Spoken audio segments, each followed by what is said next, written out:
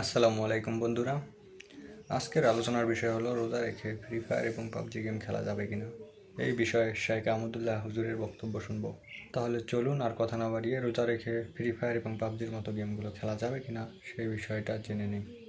রোজা রেখে কি ফ্রি ফায়ার গেম খেলা যাবে কিনা? কোনো প্রকার গেমসই রোজা রেখে খেলা উচিত নয়, কারণ এই যে গেমস খেলা এটা অনর্থক কাজ, যে কাজের কোনো সুফল ওই কাজে রত ব্যক্তি পায় না, যার কারণে এটা একজন ইমানদারের সাথে যায় না। সেখানে ফ্রি ফায়ার এবং পাবজি গেম ইত্যাদির মধ্যে আরও অন্যান্য নাজায়েজ ইয়েগুলো থাকার কারণে, উপাদানগুলো থাকার কারণে এগুলো এমনিতেই খেলা নাজায়েজ এবং গুনাহের কথা।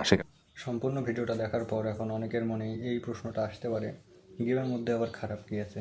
আসলে গেমের মধ্যে যে অ্যানিমেশনটা হয় এটাই হারাম। কারণ আল্লাহ তাআলা বলেছেন, আমার সৃষ্টির মতো কখনো সৃষ্টি করতে চেও না। যেমন মূর্তি তৈরি করা এবং ছবি আঁকা, কারো চিত্র তৈরি করা হারাম, তেমনি এই অ্যানিমেশনটাও হারাম। কারণ এখানেও একটা মানুষের মতো ক্যারেক্টার থাকে যেটাকে আমরা নিয়ন্ত্রণ করি। তো ভিডিও যদি ভালো লেগে থাকে তাহলে অবশ্যই চ্যানেলটাকে সাবস্ক্রাইব করবেন এবং ভিডিওটাকে একটা লাইক দিয়ে দিবেন। এবং আপনার যদি কোনো বন্ধু ফ্রি ফায়ার এবং পাবজি গেম রোজা থেকে খেলে তাহলে তাকে এই ভিডিওটা শেয়ার করে দিবেন।